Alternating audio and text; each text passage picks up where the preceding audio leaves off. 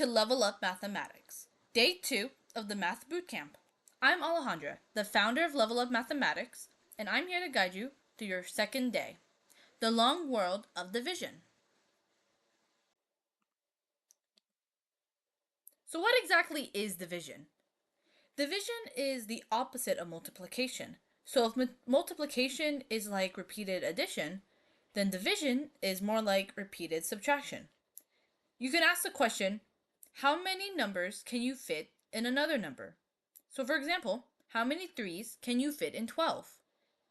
So the answer would be, you can fit 4 3s in 12, because 3 plus 3 plus 3 plus 3 equals 12. Another way to ask it is, how many times can you subtract 3 from 12 until you get 0? You can subtract 3 from 12 4 times until you reach 0. You can change this into 12 divided by 3 equals 4. Let's say you have a pizza. You split it into 8 slices, and there's 2 friends. To find out how many slices you can give to each friend so that both friends have an equal amount of slices, you take the equation 8 divided by 2 equals, and then you find the answer, which would be 4. Once again, division is the reverse of multiplication. So if you have the multiplication equation 2 times 5 equals 10, you reverse it, you get 10 divided by 5 equals 2. Here are some real-world examples. In the top left, you see there are 9 people and 3 cars. In the top right, you see there are 6 cookies and 2 friends. In the bottom left, you see there's $4 and 2 people. In the bottom right, there's 6 bananas and 3 monkeys. As you can see, in the top left, 3 people per car. In the top right, 3 cookies per friend. In the bottom left, $2 per worker. And in the bottom right, 2 bananas per monkey. Vocab. The first number in a division equation is called the dividend. This is always the bigger number. The number is being divided by is called the divisor. So in this equation, it is the 4. And then the last number is the quotient. This is the fancy way of saying the solution for a division equation.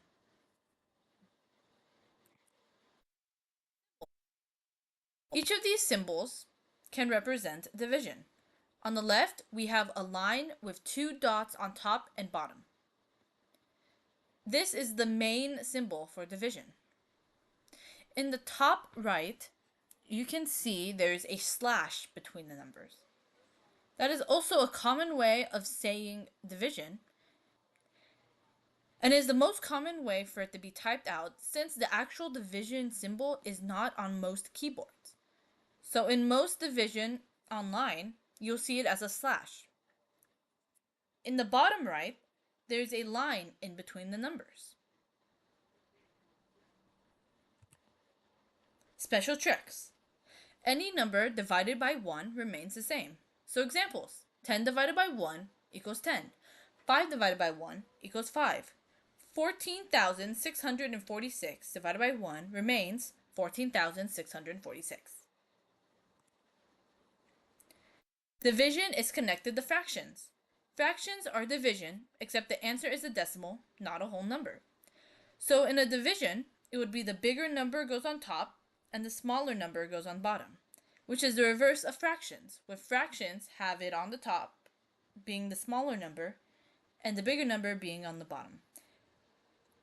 However, if you want to turn fractions into decimals, all you would do is divide the top number by the bottom number. You'll see more of this in a later lesson. How to do long division. Inside of the division bracket, as you can see this symbol right here, is the dividend. This is the bigger number. This is usually the bigger number in the equation. It's the number that comes first. So if we go back to this, in these, the 10 right here would be the dividend. And this right here, the 1, would be the divisor. So the dividend goes inside, and the divisor goes on the outside.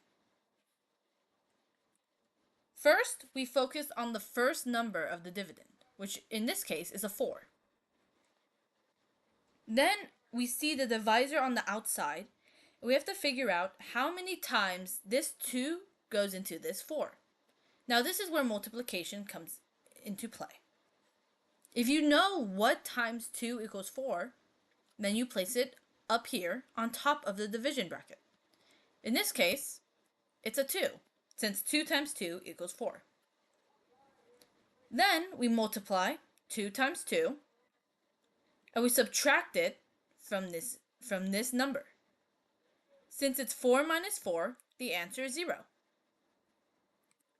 Then we move the 8 down to join this 0.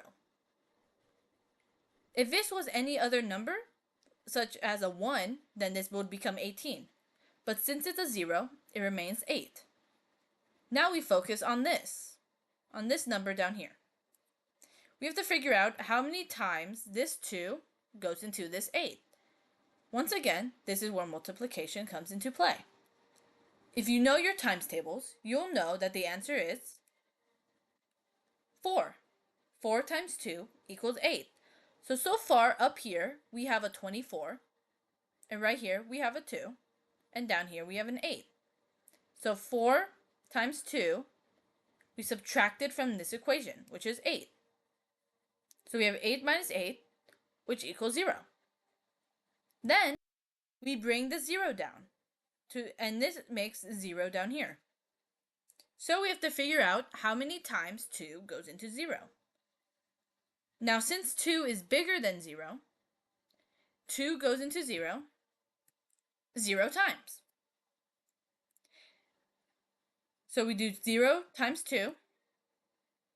We put the answer down here, which is 0, subtract it, and we get 0. Since there's no other numbers past it, we're done. The answer is 240. So 240 times 2 equals 480, and 480 divided by 2 equals 240. Let's try an alternative. As you can see, if we had done the same steps as last time, we would have started with just the 1. But since that would be weird because 5 is bigger than 1, we can look onto the next number. And 5 does go into 15 equally. We know this because we know our times tables. So we have to figure out how many times 5 goes into 15. And if we know our times tables, we'll know it's 3. So we do 3 times 5 equals 15, and we subtract it from the main number. Since 15 minus 15 equals 0, we put a 0 down here. Then we bring down this 0 to make 0. Then we have to decide how many times 5 goes into 0.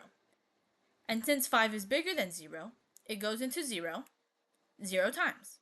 So 0 times 5 equals 0, which we put down here. And then the answer is also 0. And since we're out of numbers on this side, we're done. So 30 times 5 equals 150, and 150 divided by 5 equals 30. But what happens if this number doesn't even go into this number equally? We start with the first number, which is 3. So we have to figure out how many times 3 goes into 3. And since we know our multiplication tables, we know that it goes into it 1 time. So we multiply 1 and 3, and we get 3 minus 3 equals 0. Then we bring down this 5. So our new equation is how many times does 3 go into 5? We know that it only goes in 1 time. So we do 1 times 3 equals 3. Now this is where it starts to get a little strange. 5 minus 3 equals 2. So we bring down this 2, and instead of the new number just being 2, it's 22. So now we have to find how many times 3 goes into 22. And we know that 7 times 3 equals 21, which is the closest number to 22. So we do 22 minus 21 with 1 left over. Since we have no other numbers, we're done. But what do we do with the 1? Well, we say 117 remainder 1. This method is most common in elementary school. Once you reach middle school and high school math, it becomes a little different. Instead of leaving the 1 as our remainder, we can do decimals. So we put this decimal point past the 2 and past the 7.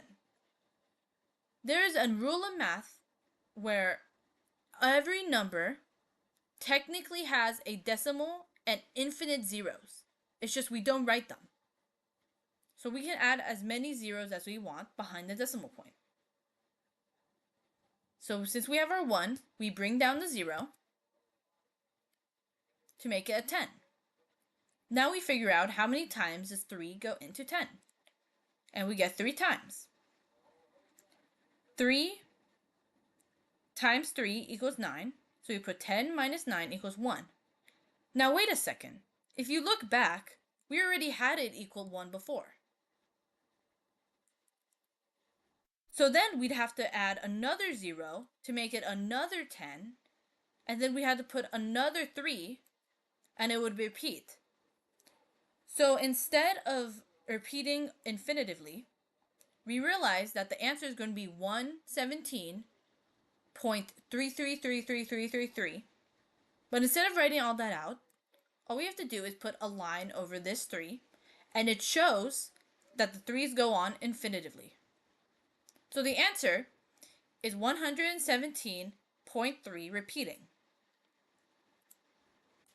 Thank you for attending. Please check the description for the Long World of Division Bootcamp materials. If you'd like to see more content like this, please subscribe to our channel and leave a like on this video. If you'd like to attend our bootcamp, please check out the link in the description. Thank you for watching.